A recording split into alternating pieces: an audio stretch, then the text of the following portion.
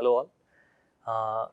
Today we are going to discuss the last section of our chapter, The Age of Industrialization, जिसके अंदर अभी तक हमने 2 lectures में जो डिस्कस किया है, एक बार उसको हम रिवाइज कर लेते हैं. इन फर्स्ट लेक्चर हमने देखा था expansion of industrialization starting in Britain 17th century से 18th सेंचुरी थी.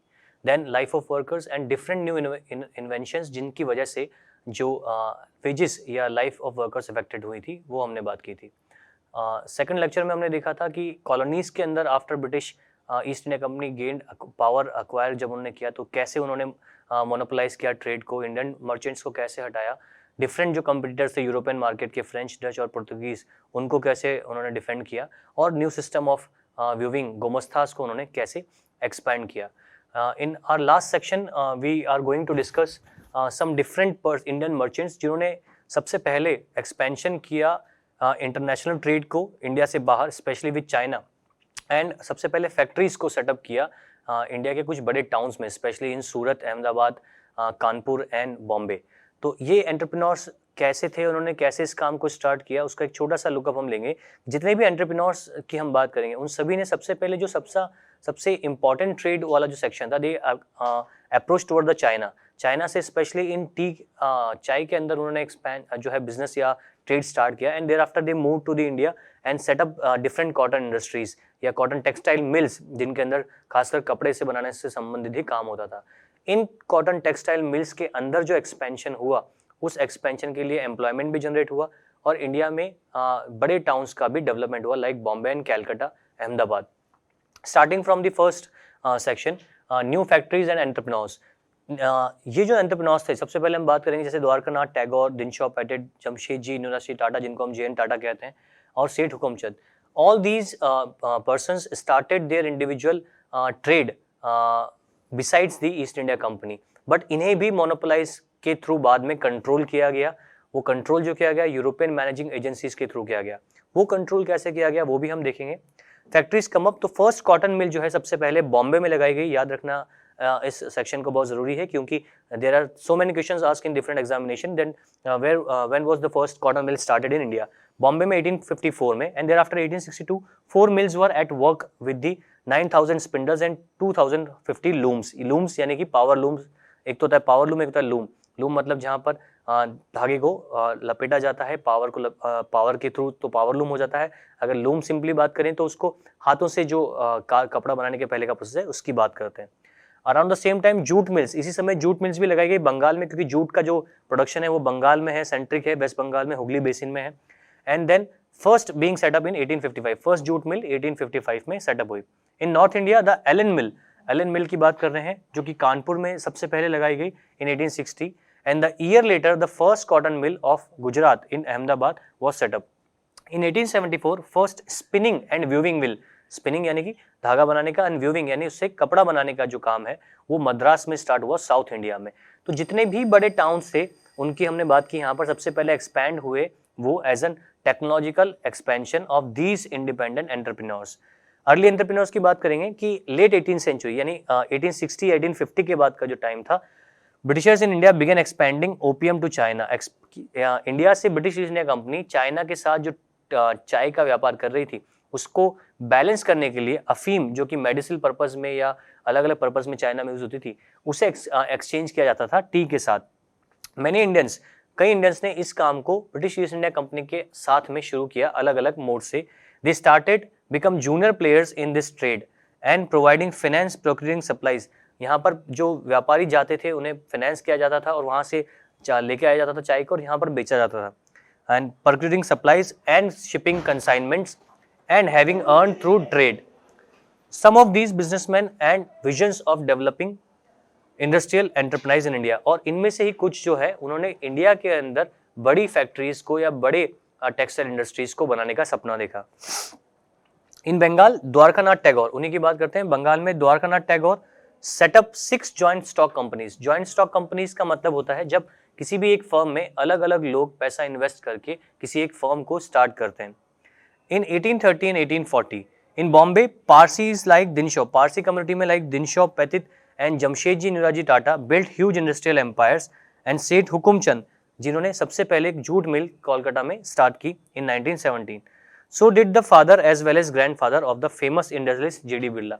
और इसी तरीके से जी डी बिरला जी ने भी अपने यहाँ पर फर्स्ट फैक्ट्रीज को सेटअप किया। तो दीज आर सम एंटरप्रेन्योर्स जिन्होंने सबसे पहले कोशिश की नए बिजनेस को, नए फैक्ट्रीज को एक्सपैंड करने की। Move on to next slide. अब प्रॉब्लम क्या थी कि जब ये नए एंटरप्रेन्योर्स या एक्सपेंशनिस्ट बिजनेस को एक्सपैंड कर रहे थे, Britishers see them as their competitors, और इन्हें भी कंट्रोल करने के लिए एक नया सिस्टम इवॉल्व किया गया। This new system is known as European managing agencies. European managing agencies में क्या था? यूरोपियन मैनेजिंग एजेंसीज एक तरीके की मॉनिटर एजेंसीज थी जो इंडिया में ब्रिटिशर्स के अलावा जो भी ट्रेड कर रहा है उसे कैसे मॉनिटर किया जाए, उसे कैसे कंट्रोल किया जाए, यही इनका मेन काम था। कई बार इंडियंस के बिजनेस को ये लोग एक्वायर भी कर लेते थे, यानी फाइनेंस का काम इंडियंस का है, मनी को इन्वेस्ट इंडियन कर रहा है, लेकिन उस इंडियन को रूल्स और डिसीजन लेने की इंडिपेंडेंस नहीं होती थी। उसी को हम देखेंगे। European managing agencies in fact control a large sector of Indian industries. Three of these biggest one were bird handlers. इनमें से कुछ जो सबसे बड़ी कंपनीज थी यूरोपियन मैनेजिंग एजेंसीज, उसमें Bird Heilgers, Andrew Yule and Jardine Skinner company थी। क्या काम था इन कंपनीज का, वो हम बात करेंगे। These agencies mobilize capital. सबसे पहले जो भारतीय व्यापारी अगर व्यापार करना चाहता है, फैक्ट्री लगाना चाहता है, उसे सबसे पहले पैसा लगाने के लिए इन कंपनी से परमिशन लेनी पड़ेगी, कैपिटल इनको बताना पड़ेगा। Setup joint stock companies and managed Indian financiers. Britishers को या ब्रिटिश ईस्ट इंडियन कंपनीज का पैसा भी इसमें साथ में लगाया जाता था इंडियन के साथ। इंडियन अकेला व्यापार नहीं स्टार्ट कर सकता है। Indian financiers provided the capital. ज्यादातर इंडियन फाइनेंसर्स पैसा ज्यादा लगाते थे, ब्रिटिशर्स में कम पैसा इन्फ्लक्स करते थे। And European agencies made all investment and business decisions. और ज्यादातर जो डिसीजंस है वो यूरोपियन मैनेजिंग एजेंसीज के पर्संस ही लिया करते थे। दैट मीन्स इन्वेस्टमेंट इंडियन का, व्यापार इंडियन का, लेकिन उसको मोनोपोलाइज किया जा रहा है ब्रिटिशर्स के द्वारा। जैसा कि हम देख रहे थे कि यूरोपियन मर्चेंट इंडस्ट्रियलाइजेशन में कंट्रोलिंग ऑफ इंडियन मर्चेंट्स वो was essential part of these European managing agencies. And the European merchant industrialist had their own chamber of commerce. Chamber of commerce मतलब जितना भी रेगुलाइजेशन करना है कॉमर्स को, trade को, उसके लिए उनका पूरा एक सिस्टम था, बोर्ड ऑफ डायरेक्टर्स था, एक पूरा चैम्बर ऑफ कॉमर्स था, जिससे वो इंडियन बिजनेसमैन को, इंडियन मर्चेंट्स को कंट्रोल करते थे। And Indian businessman were not allowed to join them. But in European managing agencies को नॉर्मल जो इंडियन मर्चेंट है, वो जिसका पैसा इन्फ्लक्स हुआ है, जो उसके अंदर काम कर रहा है, he was not allowed to join these European managing agencies. That means जो पोजिशन है इंडियन मर्चेंट्स की वो बहुत ज़्यादा इन्फीरियर रखी गई थी, बहुत ज़्यादा नीचे रखी गई थी बाकी यूरोपियन मैनेजिंग कंपनी से या ट्रेडर्स से। नेक्स्ट सेक्शन में हम जाएंगे, हम डिस्कस करेंगे कि जब ये जो फैक्ट्रीज का डेवलपमेंट फेज स्टार्ट हुआ, तो अगर बहुत सारी फैक्ट्रीज या डेवलपमेंट रेट जो इंडिया में हो रही है मिल्स की, तो इनमें काम करने के लिए वर्कर्स की जरूरत है। ये वर्कर्स कहाँ से आएंगे? एक बहुत छोटे से एग्जांपल्स के थ्रू इसको हम समझते हैं। जब किसी भी जगह पर गवर्नमेंट कोई बड़ा प्लांट लगाती है तो they need employment, they need workers. Government उसके लिए अलग अलग प्रोसेस हायर करती है। आज के कंसर्न में अगर बात करें तो टेस्ट होता है, रिक्रूटमेंट एग्जामिनेशंस होते हैं एंड पीपल गेट हायर्ड। अगर आज से 200 साल पहले चले, जब कोई नया प्लांट लगता है, नया कोई मिल अगर बॉम्बे में लगा है या कोलकाता में लगा है, तो वहाँ लेबर या एम्प्लॉयमेंट कहाँ से आएगा? एट दैट टाइम बॉम्बे के अंदर जितनी भी कॉटन टेक्सटाइल मिल लगी, उसका रीज़न था, सबसे पहला रीज़न ये, कॉटन का जो प्रोडक्शन है सबसे ज़्यादा गुजरात और महाराष्ट्र में होता है। गुजरात और महाराष्ट्र में कॉटन के प्रोडक्शन की वजह से सबसे बड़ा टाउन जो कॉटन मिल्स के लिए डेवलप हुआ वो हुआ बॉम्बे। बॉम्बे के अंदर सबसे ज़्यादा मिल्स डेवलप हुई, उसके लिए एम्प्लॉयर्स चाहिए थे। ये एम्प्लॉयज़ ज़्यादातर बॉम्बे के रत्नागिरी या बॉम्बे के आसपास के जो टाउन्स थे वहाँ से आते थे। सिमिलरली अगर बात करें कोलकाता की या हुगली की, तो सबसे ज़्यादा जो बंगाल के अंदर है वो सेंट्रल या यूनाइटेड प्रोविंस से, उत्तर प्रदेश जो बिहार आज कहा जाता है उसे यूनाइटेड प्रोविंस तब कहा जाता था, वहाँ से हुगली में या जूट मिल्स में एम्प्लॉयमेंट के लिए लोग आते थे। बट कहीं भी जाकर जॉब फाइंड करना at that time was not easy. तो उस समय जॉब फाइंड करना या जॉब को लेना या किसी भी फैक्ट्री में जाके काम करना एक सिस्टम के थ्रू किया जाता था। इस सिस्टम में एक पर्सन का रोल सबसे ज़्यादा इंपॉर्टेंटली देखने को सामने आएगा, जिसे हम जॉबर कहते हैं। This person is simply a जॉबर। जॉबर means इसका काम है लोगों को जॉब दिलाना या लोगों को नौकरी दिलाना या जॉब असाइन करवाना। जॉबर का काम क्या होता था? जॉबर अलग अलग इंडस्ट्रियलिस्ट जॉबर्स को हायर करते थे अपने यहाँ पर या उनके साथ कम्युनिकेशन रखते थे। जॉबर्स कई बार गाँव से फैक्ट्री की रिक्वायरमेंट के अकॉर्डिंग लेबर को लेके आता था, पूरी पूरी फैमिलीज कई बार आ जाती थी। इन फैमिलीज को जिस फैक्ट्री या मिल में वो काम दिलाता था, उस फैक्ट्री या मिल में काम दिलाने के अलावा जॉबर उनकी ऑन द वे जाकर मदद भी करता था, जैसे कि उनको बॉम्बे में आने के बाद बॉम्बे में रहने की जगह दिलाना, उनके सोशल नेटवर्क्स डेवलप करना ताकि उनकी डेली बेसिक नीड्स जो है वो पूरी हो सके। कई बार उनको वहां से आने के बाद जो स्टार्टिंग में थोड़ा पैसा भी देना ताकि वो अपने बिजनेस को फाइनेंस कर सके। This system is totally developed and initiated by अ जॉबर। जैसे कि हम देख सकते हैं, इन mostly industrial region workers came from the district around, peasant and artisans who found no work in villages went to industrial centers. वो बॉम्बे में आते हैं या इंडस्ट्रियल सेंटर्स में आते हैं in search of work. Most often mill workers move between the village and in the city, returning to their villages home during harvest and festive season. तो जो पूरा सिस्टम है वो डेवलप किया जाता था ताकि जो रिक्वायरमेंट है मिल्स की उसे लेबर के थ्रू भरा जा सके, जॉबर के थ्रू। तो जॉबर जो है इसे हायर किया जाता था फैक्ट्री ऑनर्स के द्वारा। Getting job was not always difficult, the number of seeking work was always more than jobs available. इसीलिए कई बार जॉबर फिल्ट्रेशन भी करता था अवेलेबल वर्कर्स के दौरान और इन्हें मिल्स में जॉब दिलाने के अलावा उनकी बाकी सोशल हेल्प भी करता था। Move on to next section. हम देखेंगे कैसे इसके आगे जो है दूसरा सेक्शन में जो जॉबर के अलावा जो रोल है वो एडवर्टीजमेंट के रोल में हम जाएंगे कि जॉबर के इस काम के बाद नेक्स्ट सेक्शन के अंदर हम बात करेंगे क्या रोल है।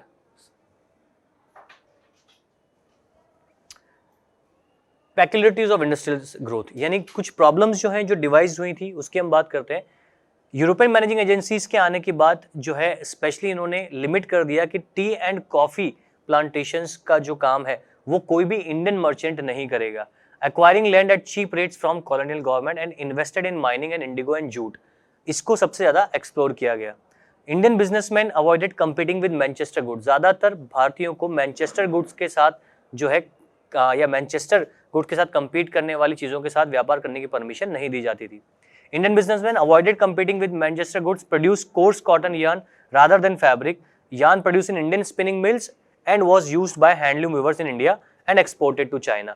तो ज्यादातर Indian merchants eliminated with competing British merchants or British European managing agencies. When the Swadeshi movement gathered momentum, of industrial groups organized themselves in product to collective interest and pressurizing the government to increase tariff to protection and grant other concessions. और जब भारत के अंदर विरोध होने लगा Britain से आने वाली चीजों का, तो इंडियन गुड्स का एक्सपेंशन का प्रमोशन किया गया। As you can see boycott foreign goods का मूवमेंट यहाँ हम देख सकते हैं and there is a mills expansion जो है वो हम बात कर रहे हैं। 1906 तक industrialist in India began shifting from yarn to cloth production, और भारत में कपड़ा या धागा बनाने से ज्यादा इंपॉर्टेंट क्लोथ प्रोडक्शन हो गया, यानी डायरेक्ट क्लोथ प्रोडक्शन मिल्स ने स्टार्ट कर दिया। And cotton piece goods production in India doubled between 900 to 1912। तो एक्सपेंशन जो हुआ वो पूरा मूव कर गया।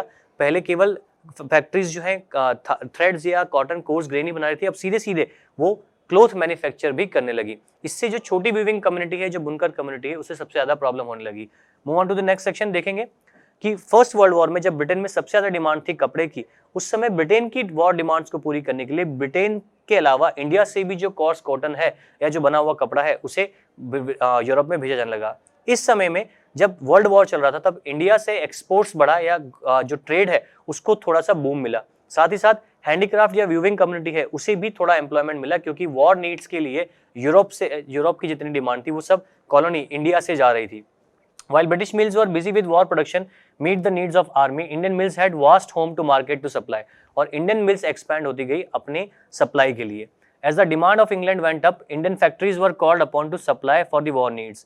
New factories were set up and old ones run multiple shifts. नई फैक्ट्रीज बनाई गई और जो पुरानी फैक्ट्रीज है वो ज्यादा काम करने लगी ब्रिटेन की वॉर डिमांड्स को पूरी करने के लिए। Many new workers were employed and everyone was made to work for long hours. तो इंडिया के अंदर जो रैपिड एक्सपेंशन हुआ specially in terms of textile industry वो सेकंड वर्ल्ड वॉर के थ्रू हुआ। Manchester could not recapture it's old position. First world war के बाद ब्रिटेन वापस मैनचेस्टर क्लोथ को इंडिया में सक्सेसफुली डिप्लॉय नहीं कर पाया, और इंडिया में स्वदेशी मूवमेंट के स्टार्ट होने के बाद वैसे भी मैनचेस्टर क्लोथ की डिमांड कम होती गई और इंडियन जो वीविंग कम्युनिटी है उसे थोड़ा सा सपोर्ट मिला। नेक्स्ट सेक्शन में देखेंगे कि स्मॉल स्केल और जो वीविंग कम्युनिटी उनका सर्वाइवल कैसे हुआ। हमने पहले भी बात की थी हाथ से बनाया जाने वाला कपड़ा, जैसे हम देख सकते हैं यहाँ पर अलग अलग कैटेगरीज है। स्मॉल स्केल इंडस्ट्रीज का ग्रोथ, हैंडीक्राफ्ट का ग्रोथ हुआ फर्स्ट वर्ल्ड वॉर के बाद, जब डिमांड्स ऑफ वॉर की बहुत ज्यादा रिक्वायरमेंट हुई। While factory industries grew steadily after war, large industries formed only a small segment of economy. पर ज़्यादातर जो अप्रोच है इंडस्ट्रियलाइजेशन की वो बड़े शहरों तक ही थी। अभी भी छोटे सेक्शंस में या रूरल इंडिया के अंदर जो इकोनॉमिक सेक्शन में वीविंग कम्युनिटी ही सबसे ज़्यादा क्लोथ प्रोडक्शन कर रही थी।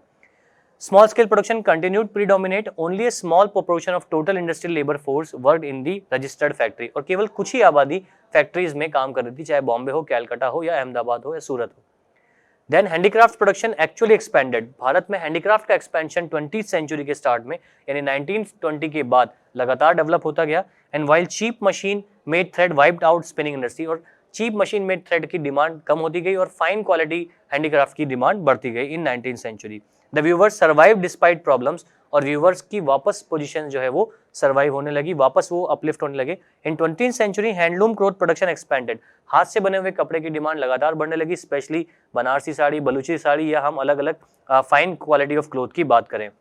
Bye the second decade of the 20th century 1950 के बाद the fine weavers using looms, उन्हें और सपोर्ट मिला जब उनके हैंडमेड फर्नीचर का जो सेटअप है कपड़ा बनाने का, उसमें फ्लाई शटल को इन्वेंट किया गया। फ्लाई शटल जैसे हम देख सकते हैं, फ्लाई शटल स्पिंडल की स्पीड बढ़ाने के लिए एक छोटा सा डिवाइस है जिसको स्पिनिंग जेनी के अंदर ही इंस्टॉल किया गया। Fly shuttle was invented by John के, और इसी को हम देखेंगे नेक्स्ट सेगमेंट में कि जो पोजीशन है फ्लाई शटल के आने के बाद जो डेवलपमेंट है वो पेस ज्यादा हो गया। Move on to next slide. Banarasi brocade जैसा हम देख सकते हैं और बलूची साड़ी, ये हाथ से ही बनाए जा सकने वाले प्रोडक्ट्स थे, इन्हें मशीन मेड नहीं बनाया जा सकता। जैसे हमने पहले ही बात की थी, these have integrated design, these have multiple threads, sometime gold and silver work, तो इन्हें केवल हाथ से ही बनाया जा सकता था, जो हैंडीक्राफ्ट के अंदर ही किया जा सकता है। और हैंडीक्राफ्ट का एक्सपेंशन इंडिया के लिए उस समय 19th सेंचुरी में बहुत इंपॉर्टेंट माना गया। Certain groups of viewers were in better position than others to survive competition with mill industries, तो इसीलिए मिल में केवल कपड़ा ही बनने लगा जो कि चीप होता था और जिसकी डिमांड बहुत ज्यादा लिमिटेड ही थी उस समय तक 1950 के एक्सपेंशन से। जो कोर्स क्लॉथ होता था वो केवल हाथ से ही बनाया जाता था, पुअर उसको एक्सेप्ट नहीं कर पाता था, डिमांड भी कई बार रॉ मटेरियल की कम होती थी तो मैन्युफैक्चरिंग नहीं हो पाती थी। Still these communities survive by their way of working and the demand for finer varieties brought to well to do with more stable, लेकिन इनकी डिमांड स्टिल इंटरनेशनल मार्केट में ज्यादा होने से इन वीविंग कम्युनिटीज को अपनी लाइवलीहुड चलाने का मौका मिलता रहा। The rich could bye these even when poor start. famine did not affect the sale of Banarsi or Baluchi sarees. Mill could not intimate specialized views. Sarees with woven borders and famous lungis and handkerchief of Madras could not easily displayed by mill. यानी इन सब integrate production जो weaving community करती थी वो mills का replacement वो नहीं ले पाई, ना मिल्स उनको रिप्लेस कर पाई जो कि हाथ से बनाया जाने वाला सेक्शन था। स्टिल इसीलिए वीविंग कम्युनिटी का सर्वाइवल इजीली हो गया। Move on to next slide. हम देखेंगे लास्ट इस सेक्शन में कि जो ब्रिटेन से जब ब्रिटेन ने इन सारी चीजों को देखा तो वो इंडिया के अंदर जो चीजें बेचने आए उनको उन्होंने इंडियन लुक या इंडियन टच देने की कोशिश की। एडवर्टीजमेंट वो जरिया बना जिसके थ्रू 19th सेंचुरी के सेकंड हाफ में Britishers started their way of advertising and marketing to attract Indian customers। जैसा हम यहाँ देख सकते हैं दो इमेजेस हैं, images were not clear but इसमें दोनों ही इमेजेस में इंडियन गुड्स को, जो इंडियन गॉड्स है या इंडियन जो कल्चर है उसको अटैच करने की कोशिश की जा रही थी। जैसे कि कोई भी प्रोडक्ट है, मैनचेस्टर गुड के ऊपर इंडियन प्रिंसेस का या इंडियन गॉड्स का लेबल लगाया जाता था ताकि उन्हें लोगों के बीच में अपनापन फील हो और इंडिया के अंदर उनका प्रोडक्ट बेच सके। Advertisement made products appear desirable and necessary. They tried to shape the minds of people and create new goods. From the very beginning industrial age, advertisement play an important role in expanding and markets for products. When Manchester industrialists began selling cloth in India, they put labels on the cloth of bundles. When buyers saw the made in Manchester written in bold and the label and for expected feel confident about the buying the cloth, तो उस पे Indian princess की या भगवान की image लगाई जाती थी ताकि उसको कनेक्ट किया जा सके, उस कपड़े को बेचा जा सके। सिमिलरली और एग्जाम्पल हम लेते हैं नेक्स्ट स्लाइड के अंदर।